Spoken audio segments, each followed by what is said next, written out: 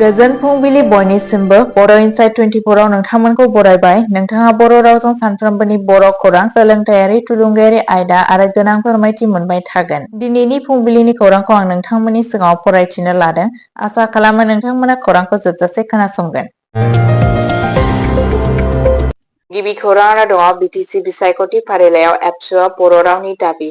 आसामाव दुलाराय बर' फरायसा आफाद एबा एबसुआ हादोरसा सोरखारखौ 2025 मायथाइनि बड'लेण्ड टेरिटरियेल काउन्सिलनि बिसायख'थिनि थाखाय असमिया रावजों लोगोसे बर' राव इलेक्ट'रेल रलखौ फोसावनो खावलायदों। बड'फा हाउसनिफ्राय बिबुंथि लाखिनानै आबसुनि आफादगिरि दिपेन बर'आ बुङो दि बर'खौ आसाम मावख'आरि राव सोदांनाय आयेन 2020 नि सिङाव लोगो मावख'आरि राव महरै गनायथि होनाय जादों। बिथाङा गोख्रोङै बुंदोंमोन दि बे रावखौ बिटिआरनि सिङावल' नङा, बर' सुबुं अनजिमा थानाय जिल्लाफोराव गासैबो मावख'आरि खामानिनि थाखाय बाहायनांगौ। बर'आ 14 एप्रिल 2025 मायथाइनि आसाम रायजो बेंगिरि बावैसो फोसावनाय फोसावथायफोरखौ मुंख'दोंमोन, जाय बर'फोरखौ इंराजिजों लोगोसे बिटिआरनि सिङाव गासैबो मावख'आरि हाबाफोराव बाहायनो गनायथि होयो। आबसुआ आसाम जुडिसियेल सार्भिस आरो जिल्ला बिजिरसालिनि आनजादाव बर' लेखा बिलाइफोरखौ सोफादेरनाय बायदि बावैसोनि आगानफोरखौ बरायदोंमोन। आफादा सोरखारखौ थाखानाय आयेनफोरखौ आबुङै मावफुंनो आरो बर' रायज्लायग्राफोरनि थाखाय सनमान राव मोनथायखौ रोखा खालामनो खावलायनायखौ मिथिनो मोननाय जादों। नैथि खौराङाव दङ चिरांनि जाफानि बोसोरारि जथुम्मायाव प्रमद बर'आ बिपिएफखौ सालाम खालामदों। जार्नालिस्ट एस'सिएशन फर आसामनि बोसोरारि जथुम्मायाव चिरां, बाक्सा, बङाइगाव, धुबुरी आरो क'क्राझार जिल्लाफोरनि खौरांगिरिफोरनि बाहागो लानायाव चिरांनि काजलगाव नोगोर खुंथायनि मावख'आव खुंफुंनाय जादोंमोन। बिटिसि गाहाय मावफुं सोद्रोमा सिएम प्रमद बर'आ हाबाफारिखौ बेखेवना होयो। बिथाङा खौरांगिरिफोरखौ सुबुंखान्थिनि ब्रैथि खुन्थिया होनना बाख्नायदोंमोन आरो बिटिसिआ चिरां जिल्लायाव हा रानगोन आरो ख' लुफुंना होनायनि फोसावदोंमोन।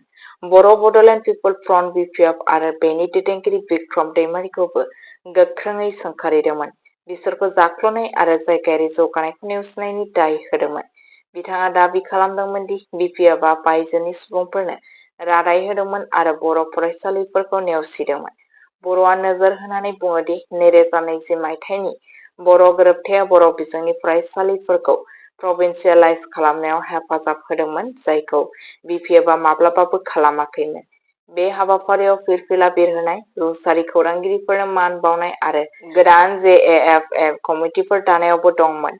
गेवलां जथुम्मायाव एमपि, एमएलए आरो गागि जेएएफए दैदेनगिरिफोरा बाहागो लादोंमोन। थामथि खौराङाव दङ बिटिआरआव मोननै गोदान हारिमुआरि बिथांखिनि थाखाय प्रमद बर'आ अन्थाइ खाम्फा गायसनदों। मानगोनां गाहाय मावफुं सोद्रोमा सिएम श्री प्रमद बर'आ सनिबाराव मोननै गोनांथार मावथांखिनि अन्थाइ खाम्फा गायसनो। गिबि मावथांखिया जादों सथ' आदाबारियाव थानाय मोनसे आर्टिस्ट गेस्ट हाउस आरो बर' साइन आर्टिस्ट एस'सिएशन मावख'। बे सुबिदाखौ ओनसोलारि रोजाबगिरिफोरखौ हेफाजाब होलायनाय आरो सोरजिलुनि थाखाय मोनसे जायगा होनानै हेफाजाब होनो थाखाय डिजाइन खालामनाय जादों। नैथि मावथांखिया जाबाय बागानसालियाव उस्ताद कामिनी कुमार नार्जारी गोसोखां हारिमु भवन, जायखौ देंखोआरि आरो हारिमुआरि हाबाफारिफोरखौ जौगाहोनो थाखाय मुंदांखा देंखोगिरिनि गोसोखांथियाव लुनाय जादों।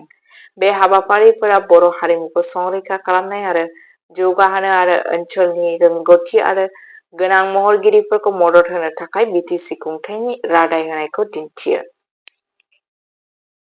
ब्रैथि खौराङाव दङ आसाम कलियाबराव दैनि टेंकि खाथियाव गेलेबाय थानाय समावनो 6 बोसोर बैसोनि गथ'आ दैयाव गब'ना जिउ खहा। जकलाबन्दा पुलिस थानानि सिङाव थानाय बरहला गामियाव मोनसे दुखुनांथाव जाथाय जादों, जेराव नैथि थाखोनि फरायसा सानबीर थिमुंगआ लोगोफोरजों गेलेबाय थानाय समाव दैनि बाहागोआव गोग्लैना जिउ खोमायो। दिफुनि गंसे सोरखारि नङै फरायसालियाव फरायबाय थानाय सानबीरआ गोलोम बोथोरनि बन्दनि थाखाय न'आव फैफिनदोंमोन। जायगानि सुबुंफोरनि बादिब्ला बिथाङा गेलेबाय थानाय समाव गोरोन्थियै दैयाव गोग्लैदोंमोन आरो गब'दोंमोन। गामिनि सुबुंफोरा बिथांखौ जकालबान्दा दालाइ खोन्दोआरि देहा फाहामसालियाव लांदोंमोनब्लाबो डक्टरफोरा बिथांखौ थैबाय होनना फोसावदोंमोन। बे जाथाया गासै गामिखौ गोथौयै दुखु होदोंमोन। जायगानि सुबुंफोरा गोलोम बोथोरनि बन्दनि समाव गथ'फोरनि रैखाथिनि सायाव जिंगा सिखांदों आरो बिमा-बिफाखौ सांग्रां थानो खावलायदों। पुलिसनो खौरां हरनाय जाबाय आरो गासैबो आयेनारि नेमखान्थिफोरा सोलिगासिनो दं। बाथि खौराङावनो दङ 134थि दुरान्ड काप ट्रफी टुरआ तामुलपुराव गोसो गुदुंजों जोब्बाय। क'क्राझारनि साइ स्टेडियामाव 27 जुलाइनिफ्राय 16 आगस्तसिम खुंफुंजानो गोनां जारिमिनारि जोलुर बादायलायनायनि 134थि खुंथायनि सिगां दिनै मानगोनां दुरान्ड काप ट्रफी टुरआ तामुलपुराव जानानै थांबाय। खौरां बिजोंनिफ्राय मिथिनो मोननाय बादिब्ला बे हाबाफारिया तामुलपुर गोजौसिन गेजेर फरायसालिनि गेलेग्रा फोथाराव जादोंमोन आरो आसाम सोरखार आरो बिटिसि खुंथायनि हेफाजाब भारतारि रौनिया हान्जानि गजराज कर्प्सनि 107 माउन्टेन ब्रिगेडनि बानजायनायाव खुंफुंनाय जादोंमोन। 107 ब्रिगेडनि कर्नेल भुपेन्द्र सिंह चौधुरीया गाहाय आलासि महरै बाहागो लादोंमोन। बिथाङा बुंदोंमोन दि दुरान्ड कापआ भारतनि खौसेथि, हारिमु आरो थुलुंगानि थाखाय गसंदों। जायगानि एमएलए जलेन दैमारिया रौनिया हान्जानि नाजानायखौ बाख्नायदोंमोन आरो बुंदोंमोन दि बादायलायनाया ओनसोलनि लाइमोनफोरखौ थुलुंगा होयो। तामुलपुर एफसि आरो कलपारि सांगिला एफसिनि गेजेराव जानाय लोगोआरि बादायलायनाया रंजानायखौ गोमखांहोदोंमोन। बे हाबाफारिया गागि मावख'गिरिफोर, फरायसाफोर आरो जायगानि सुबुंफोरजों नुजाथिदोंमोन, जाय बेखौ मोनसे गिदिर जाफुंसार खालामदोंमोन। दिप्र बिजय बेसबरुवानि मोनसे मावख'आरि फोसावथायाव गुवारै फोरमायथि होनाय जादोंमोन। खौरांखौ जोबजासे खोनासंनायनि थाखाय गोजोननाय थाबाय।